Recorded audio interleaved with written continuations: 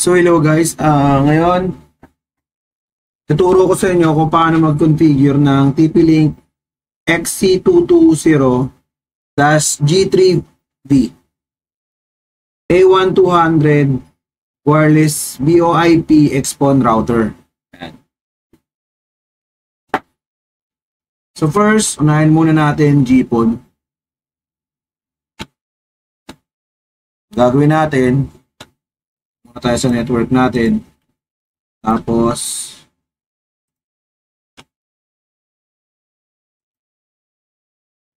change ito, dapat yan, ang default gateway natin is 1.1.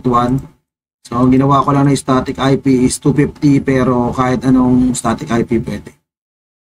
So okay, then next, open natin yung any browser. Open ko yung Microsoft Edge. Then type natin yung 192.168.1.1. Tapos yan, lalabas siya. Mag-create kayo ng password dito. So bali ako, lalagay ko lang dito yung password namin.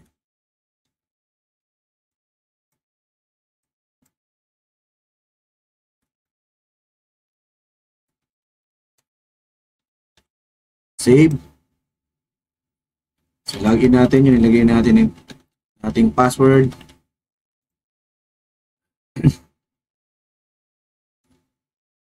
So after that, lalabas na to yung quick setup. So ayusin lang muna natin yung time zone. So +8 tayo, so Beijing. Region, Philippines. So next. And then dito, next lang. Tapos dito, kung dahil naka-GPON ako, enable ko yung VLAN.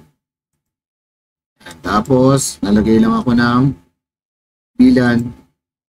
Tapos, PPOE account. For this setup, ito ang i-use ko. Next, password. Then, click next.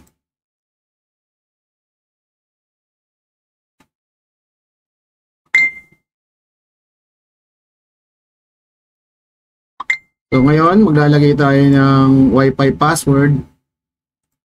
And dito, ang gagawin ko, ito yung 2G, ito yung 4G natin. Fiber new one. 2G. 2G. And yung password. And Fiber. Next, same, copy lang natin sa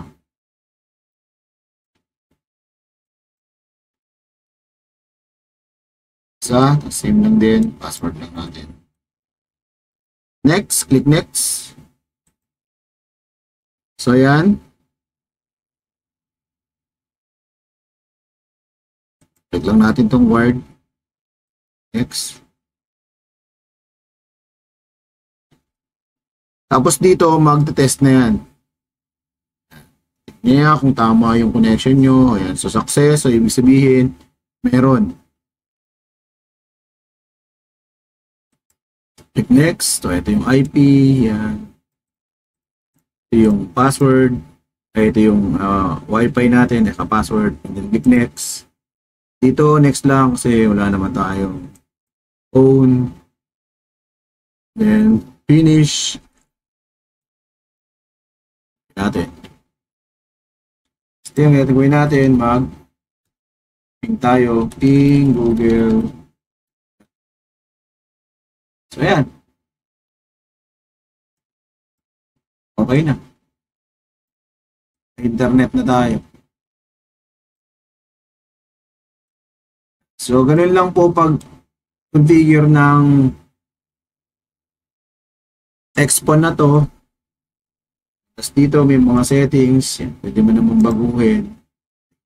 Password, yes. Parent control, meron din. TP-Link cloud, kung meron kayong cloud, mesh. So, naparami. Dito, makikita natin sa status, dito makikita nyo dito sa baba. Makikita natin yung reading. Dito, ang reading ko is 15.